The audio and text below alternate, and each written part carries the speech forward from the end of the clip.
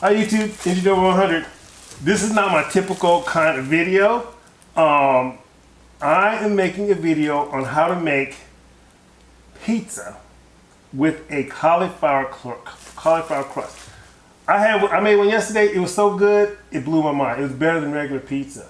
And I stole a recipe off some guy on YouTube, but I'm getting ready to make the crust from scratch. I'm not getting mine from the store. I'm making my own crust from cauliflower. I'm going to give you all the measurements and the different things you need to make it taste good. Now, one thing, and I couldn't even pronounce this for like 3 days.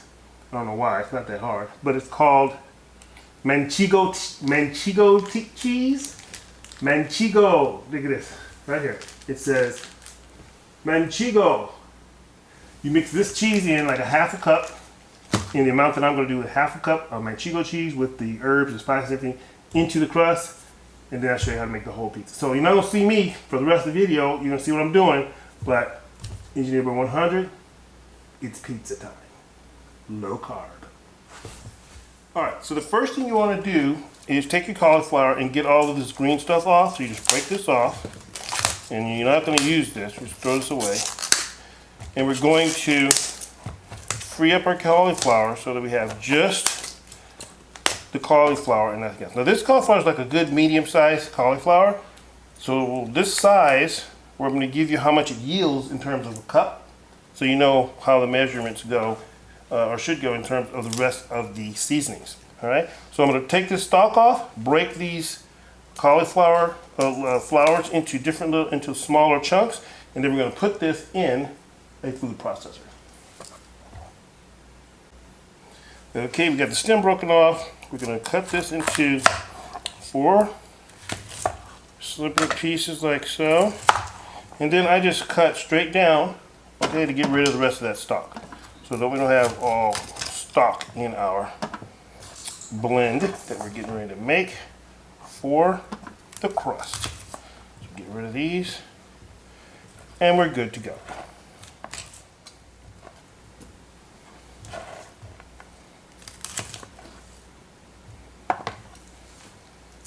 Throw these away. Okay, so now that we have our flowers broken up to nice little clusters like so, big enough for the food processor to handle, we're going to put them in the food processor. Open it up, load them up. Yeah, probably put half at a time to get a good blend of this. And like so, and put it on low.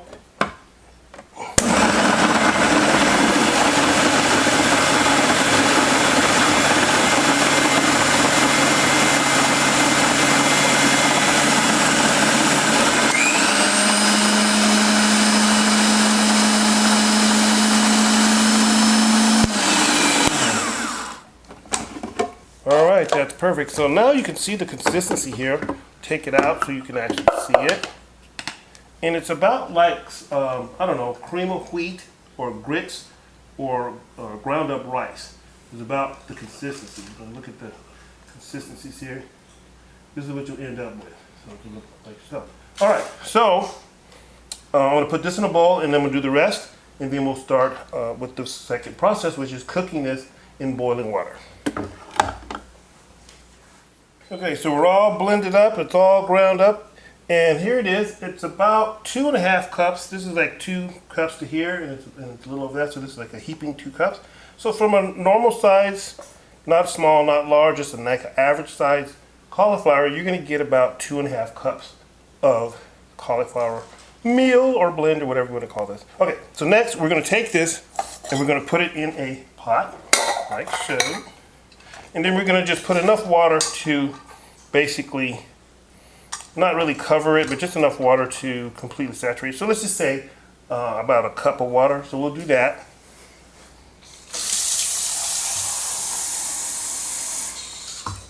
Okay, so here's 1 cup. You see how this, how much, if this is enough. And that's not about enough. So we want 2 cups of water. So let's put another cup of water. Because I didn't measure it last time, I just put the amount that I knew it should have. So, okay, so like a cup and a half. Perfect. That is perfect. So now we're going to go put it on the stove and heat it up for about... Okay, so we're going to put this on the fire for 10 minutes. Not let it boil, but just keep it nice and hot just before boiling, and then we'll mix it with the other ingredients. You can stir it to even out the heat so it cooks evenly and so it doesn't boil too much. Then when it's done, we take it over and strain it, and then we'll put it in our flour sack towels. We're going to put it in a flour sack towels. Never heard of these before, but these are what's used to squeeze all the residual water out of the cauliflower, and this is a very important step. That's why I'm emphasizing it. If you don't get all the water out, it won't hold together well. It'll be eaten with a fork because the crust will not hold together well. So this is important, and also putting in the eggs. Now the original recipe had 1 egg, but I am going to put in 2 eggs. My recipe is basically 1 egg per cup of cauliflower to hold it together the best. Okay, so it's almost time. Let's go ahead and pour this into the strainer. Okay, so let's pour this into the strainer. You get the majority of the water out, and then we'll put it in the towel. Let's see here if I can get all that out. Most of it anyway.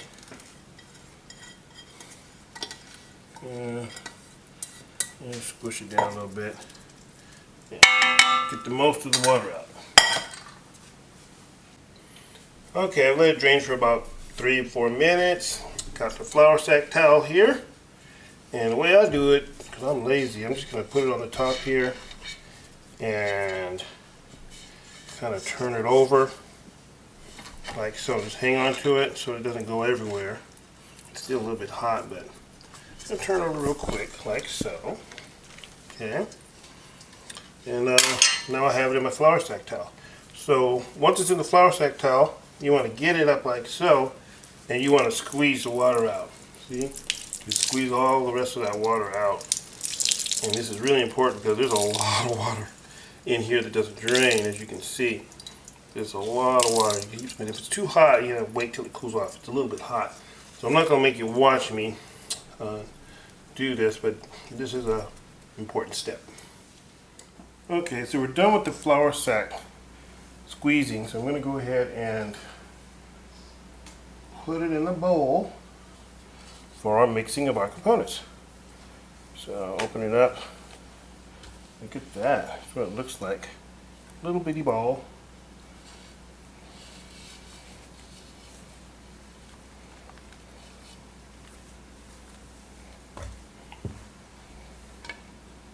There it is. So the next step is adding all of the seasonings. And the seasonings consists of 1, 2, 3, 4, 5, 6 things for me. Now you can add whatever you want, but this recipe, very simply, is going to be a 1/2 cup of the Manchego cheese, which I have pre-grated. Okay, we're going to have 1/2 teaspoon of garlic powder, 1/2 teaspoon of oregano, 1/2 teaspoon of fresh, what was this one? I think this was basil leaf. What is this?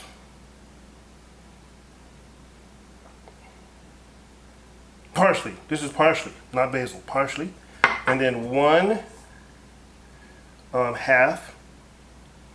teaspoon of, we're using fine Himalayan pink salt. Now some people use sea salt, you can use table salt, you can use nature seasoning, you can use whatever you want. But this is what we're doing for this one, and it worked out really great. And of course we're going to use for binder 2 eggs. Okay, so I'm going to put all that together in here, stir it up, and then we're going to put it on a piece of sheet, put it in the oven for 30 minutes at 425 degrees. We'll do that preheated, so stay tuned. Okay, so to mix the ingredients, you go ahead and put your cauliflower flour around the edges like so. Make a little hole and break it up. Should be kind of dryish, kind of like dry mashed potatoes will be the consistency. Okay, move it around like so. It very much resembles mashed potatoes. And then you just put everything in the middle. So I'm going to put the eggs first. 2 eggs. There's 1. And we got a little piece of shell in there, so that's not good. Piece of shell. Get that out. Nobody's going to enjoy crunching on that. See if I can do better with the next one. Okay, cut that out. Egg number 2. Alright, good job. Then we're going to put the cheese in. This is the manchego, 1/2 cup. Put that in the middle. And then 1/2 teaspoon of oregano. Okay, so we're going to go like so. Here we go, 1/2. We'll sprinkle that over everything. And then we're going to do the same thing with our garlic powder. Please use garlic powder. And that's not big enough. We'll just take the cap off. We'll get 1/2 teaspoon of garlic powder. And last but not least, for our flavor, we're going to have 1/2 teaspoon of salt. We're using fine Himalayan pink salt. You use sea salt, table salt, whatever you want. Then we just get our fork and we mix everything up. Stir up our eggs and gradually blend in our cauliflower until we have a complete homogeneous mixture. Okay, so we're all done mixing the ingredients and the seasonings and the cheese. So this is a pizza pan. You can use pretty much any kind of pan, and this is some Reynolds Wrap pan liner, and I use foil side down. Okay, foil side down, and it keeps it from sticking. Then I take the mixture, our beautiful mixture, and I put it on the paper here, and I make it into a pizza dough. Okay, and I like to use. Some people use their hands, but I don't like to use my hands. So I use this cool little flat spatula-looking spoon thing that came with a rice cooker, and you just smash it down like so, and you can control the edges with this really easily. And you want to go down to like 1/4 inch thick to even thinner than that, depending on your preference. But the thinner, if it's too thin, you might have to adjust how much time you cook it, and it might not quite hold together. But anywhere between 3/16, and how do you measure that? You don't. It's just roughly 1/4 inch or a little less than 1/4 inch. Okay, so we'll go ahead and push this down and out, and you get a really good size pizza out of this. You get a little bit larger than a normal large pizza, like say from Domino's. You get something that's somewhere between, I'd say, a large and an extra large. You don't quite get a party size, but if you go down a little bit below 1/4 inch thick, it's a little bit bigger than a large, standard large pizza. And that's pretty good. Out of 1 cauliflower, you do 2 cauliflowers, and you've got enough for a nice group. And see, with the eggs a little bit raggedy, I like to kind of square the edges up. That way they don't burn or they'll look all raggedy. I just kind of clean up the edges as I squeeze it down. It's still a little bit thick. And I have a preheated oven over there. I preheated the oven to 425 degrees Fahrenheit. 425 Fahrenheit preheated oven for this, and we're going to cook it for 30 minutes. If you shortchange the cooking, it doesn't quite come out right, and if you cook it too long, you might burn it. So the times are pretty accurate. from what I've experienced in my one time doing this before, the times are pretty accurate for a good result. So use those as I guess a marker, see what you get and adjust accordingly, just like with the seasonings. So this is getting pretty close. It's about 1/4 inch. I want it a little bit thinner so that I get a nice kind of semi-crispy crust, but still strong enough to hold together with my 2 eggs. And it's going to be delicious. And next, after we cook this for 30 minutes, I'm going to bring it out and we will add all of our toppings. It's pretty straightforward. From there, it's just like making a normal pizza from there on out. And you just put it back in for 10 minutes and it's ready to eat. So I think we're there. We're pretty close. I don't know if I'm going to make you watch me do this, but this is kind of the important part. So I did let the video run, and you can actually watch how I establish my thickness, because the thickness is important, the times are important, getting all that moisture out of there is important with the towel. So these important points, and of course the exact measurements, I wanted to make sure that I got those covered, more importantly than making the video as short as possible. Alright, so now we're going to go and put it in the oven. Alright, so I just got it out of the oven. It's ready to go. Looks nice and brown. I took it out like 2 minutes early because I was peeking through the window and it was turning nice and brown, so I took it out at 28 minutes. I knew I made it just a little bit thinner than 1/4 of an inch, so it should be perfect. Now, the fun part. Sauces. Quick sauce, pizza sauce. I tried a bunch of different sauces, and the ones that were the tastiest to me were ragu, okay, ragu sauce, and Prego.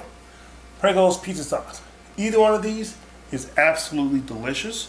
So let's get started. And I just put a little bit on here like so. I spread it around with a spoon, around a circle, just like a regular pizza. Okay, just like so. However much you like on your pizza. Some people like more, some people like less, some people like it all the way up to the edge, some people don't. So at this point, the recipe ends and your personal preference begins. You just do whatever you like. And that's what I'm doing. I'm doing what I like. So now we're going to start with all these wonderful toppings. I'm not putting any meat on this time. I'm just putting bell pepper, onions, red pepper, green bell pepper, and just putting it on like so. Here's some green bell pepper. There's some red bell pepper. Here's some onion. Okay, it's a beautiful thing. And I put my tomatoes on after it cooks because I don't like them to be cooked pieces. I like them nice and fresh. So I put my tomatoes on after the pizza comes out of the oven. That's just my personal preference. And of course I use mozzarella cheese because it's nice and rubbery. It's that rubbery pizza cheese that holds everything together. So I use mozzarella, and I also use sharp cheddar for flavor. Personal preference once again. So here we go with all these bell peppers. I'm going to get them all on, and then we'll go back in the oven for another 10 minutes to cook all this stuff together. And then when we come out, we'll add our tomatoes, let it cool a bit, and start slicing and eating it. Look at this, is so beautiful. I'm going to go ahead before I put the cheese on so you can just see all this medley of vegetables here. It's just absolutely delicious looking. And I'll bring it down and give you a close-up of that. So here you go. I'll give you a before and after cheese. Here's before cheese.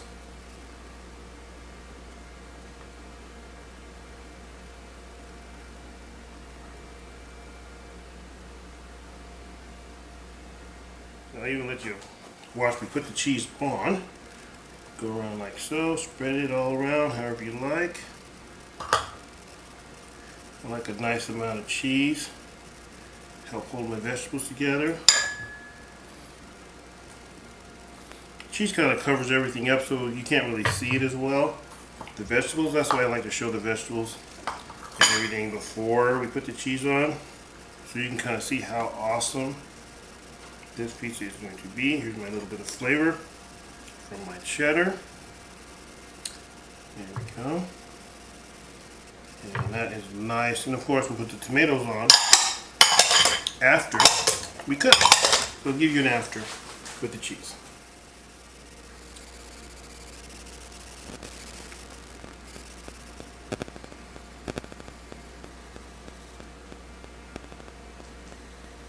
Okie doke. It's time for it to go in the oven. See you when it comes out. Okay, it's hot out the oven. I'm going to put my tomatoes on now, let it cool, and then I'll cut a piece and let you watch me enjoy. Because I know it's going to be delicious. I'll probably put some pepper and maybe some Parmesan on there. Ooh, see, that's hot. That is hot and delicious. Alrighty then. I'll let you watch me eat a piece, and then I'll say thanks for watching. Alright, it's ready to go. I'm going to put a little bit of pepper on this slice for myself because I like a little black pepper. You can mix cayenne in with yours or whatever you want. And another thing I wanted to mention about these that's really nice is you could cook a bunch of these crusts at once and freeze them. Okay, look at that. And then you don't have to go through this whole process. You just grab one out of the freezer, throw your toppings on, 10 minutes in the oven, you're ready to go. So we're going to go ahead and try it. I hope it's not too hot. I'm going to try this. Oh, look at that. It looks so good. And I'm going to see if it tastes good. So here we go.